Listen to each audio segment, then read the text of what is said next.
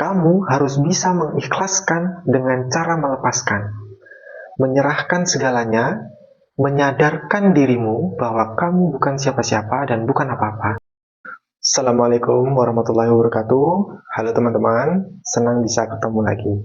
Semoga hari ini kita semua diberikan keberlimpahan, kebahagiaan, dan keberkahan.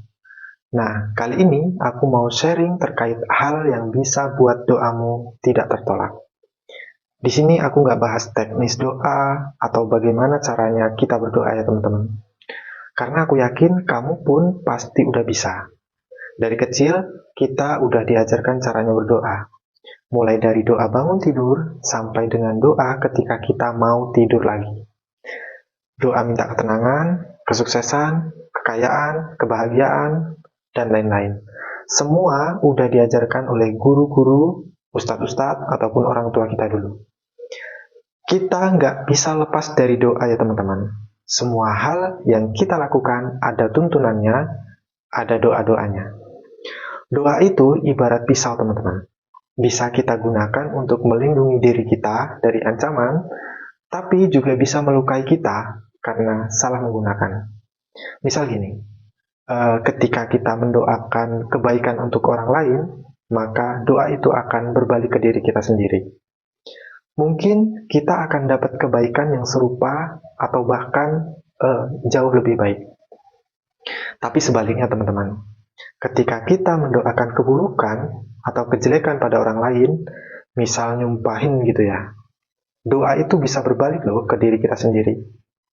Kalau kita sering mendoakan orang lain dengan doa yang baik-baik, misal kebahagiaan, kemudian keberlimpahan, dan keberkahan, insya Allah hidup kita juga akan sama, bahagia, berlimpah, dan berkah.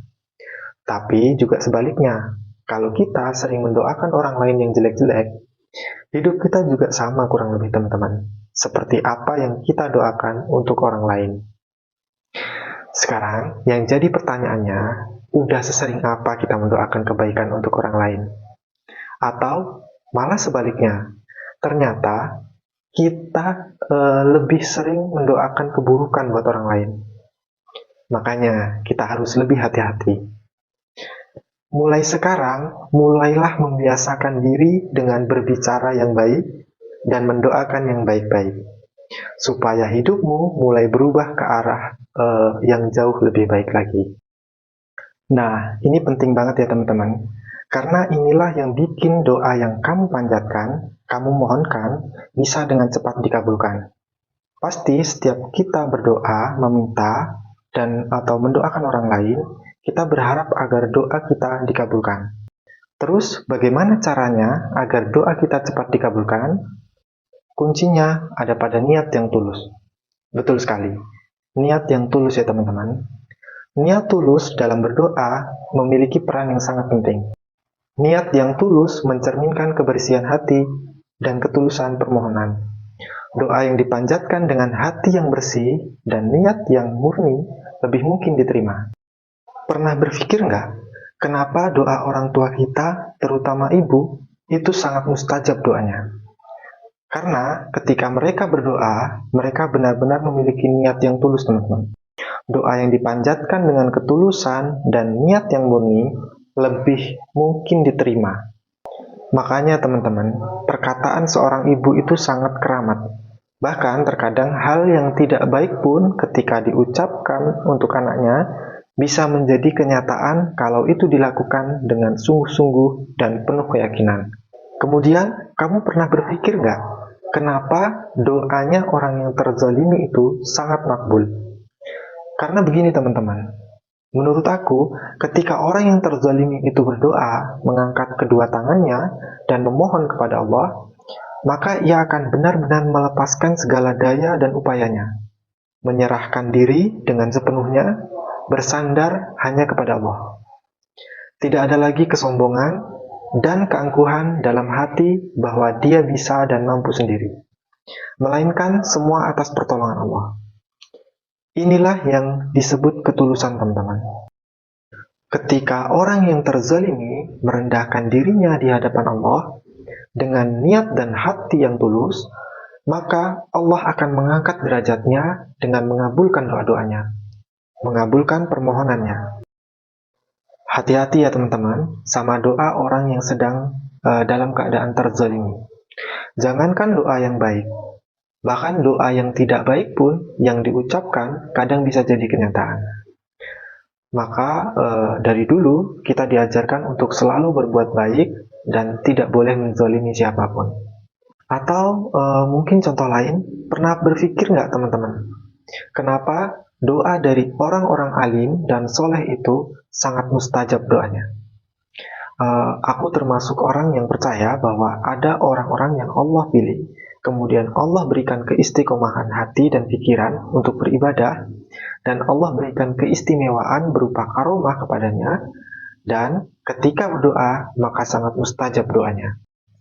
Menurut aku teman-teman, selain memang dekat dengan Allah, mereka ketika meminta, berdoa, atau mendoakan orang lain, selalu dengan niat yang tulus, tidak pernah merasa bisa dan mampu mewujudkan sesuatu, keinginannya, melainkan segalanya atas pertolongan Allah. Dari sini bisa kita ambil kesimpulan teman-teman, bahwa terlepas dari bagaimana cara kita berdoa, ritual apa yang kita lakukan, atau riyadhah apa yang sudah kita kerjakan, kalau kita tidak memiliki niatan dalam hati yang tulus meminta kepada Allah, maka akan sulit terkabulkan. Yang jadi pertanyaan sekarang, apa itu niat tulus dan bagaimana cara melakukannya? Niat tulus adalah keikhlasan dan kejujuran dalam hati yang murni tanpa pamrih, teman-teman. Kalau kamu masih belum bisa mengikhlaskan dalam hati apa yang kamu doakan, berarti kamu belum tulus, teman-teman.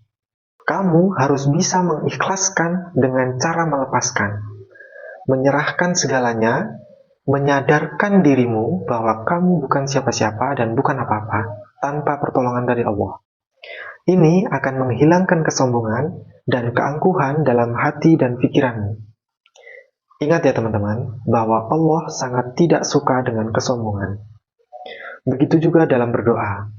Ketika kamu berdoa, tapi dalam hati masih ragu-ragu, kamu gak jujur sama dirimu sendiri bahwa kamu pada dasarnya lemah dan sangat ketergantungan pada Tuhanmu, dan kamu gak ikhlas, maka mustahil teman-teman, doamu akan cepat dikabulkan.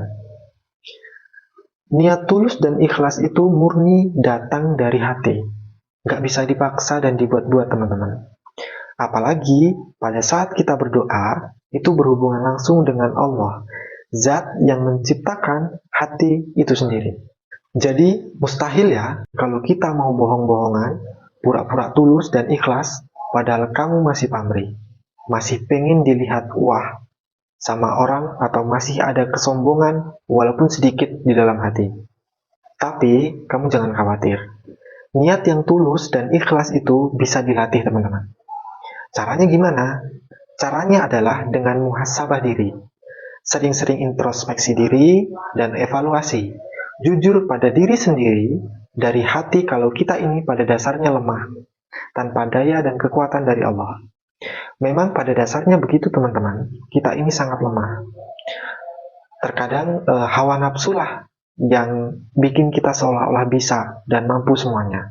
Selain itu, juga sering-sering bisa berbuat baik sama orang lain tanpa pamrih, tanpa mengharapkan balasan kebaikan. Yakin aja kalau semua kebaikan akan ada balasannya sendiri-sendiri. Ini semua bisa pelan-pelan melatih hati kita menjadi lebih tulus dan ikhlas. Demikian sedikit sharing ilmu yang bisa aku bagikan. Semoga dapat bermanfaat. Sampai ketemu lagi di video berikutnya. Wassalamualaikum warahmatullahi wabarakatuh.